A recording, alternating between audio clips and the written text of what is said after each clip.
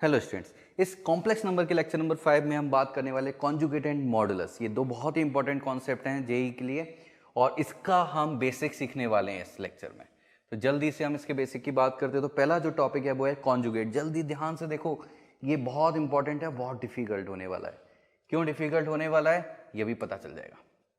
तो हमें यहाँ पर दिया है कि z is equal to x plus iota y, ये कोई कॉम्प्लेक्स नंबर है और z बार बोला गया है।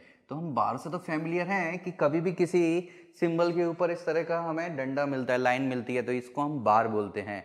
और यहाँ पर जब भी बार आएगा तो उसका मतलब क्या है, कॉन्जुगेट ना, कॉन्जुगेट को उससे रिप्रेजेंट किया जाता है। ओके, नाउ हमें क्या करना है, अब इसका कॉन्जुगेट कैलकुलेट करना है। कॉन्जुगेट कैलकुलेट करने का तरीका क्या है, हम इस पर बार लगाएंगे तो इस पूरे पर भी क्या आ जाएगा, बार आ जाएगा एक्स प्लस आयोटा वाई पे। अब मेन चीज, इंपॉर्टेंट चीज है वो क्या है कि जब भी बार आता है तो जेड की जो वैल्यू है क्या आती है, ये बार क्या करता है, आयोटा का जो साथी है, मतलब आयोटा के साथ जो भी साइन है, प्लस है तो माइनस हो जाएगा, माइनस है तो प्लस हो जाएगा। तो आंसर कितना आ जाएगा, एक्स माइनस आयोटा वाई। तो ये हमारा आंसर आ जाएगा।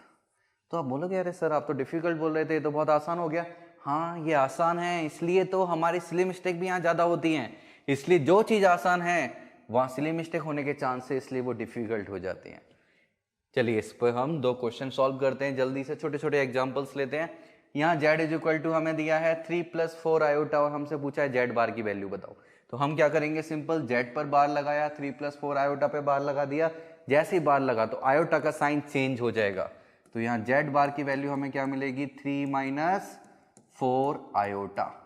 ये हमारा आंसर आ गया। Got it. नाउ नेक्स्ट, ये क्वेश्चन है, अगेन हमसे बार पूछा है, यहां पर मैंने बार लगाया, यहां भी कंप्लीट बार लगाया। मैं चाहता हूं आप लोग इसका आंसर लिखो जल्दी से। लिखा आपने आंसर? ओके, नाउ इसका जो आंसर आएगा वो क्या आएगा, -4 + 3 आयोटा।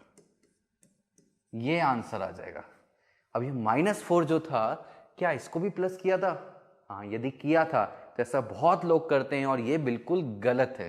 क्योंकि हमने क्या बात की थी, बार जो है ये कॉन्जुगेट क्या करता है, ओनली आयोटा का जो साइन है वो चेंज करता है, रियल पार्ट को कुछ भी नहीं करता।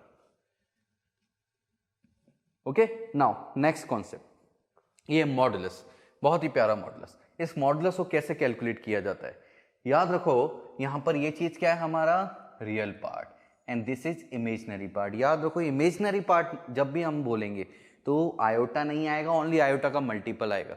Means only y is the imaginary part, iota y is not the imaginary part.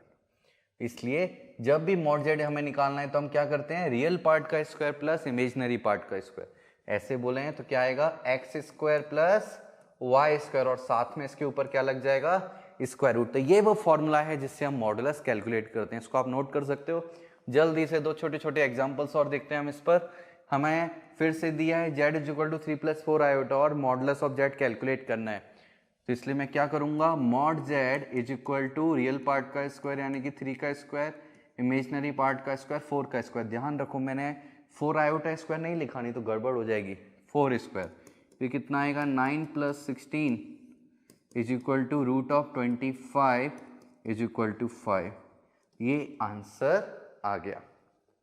ये वाला क्वेश्चन हम सॉल्व करते हैं तो यहाँ क्या मिलेगा, modulus of z is equal to real part कितना है, -4 square plus imaginary part is -3 square, पूरे पर लग गया स्क्वायर रूट।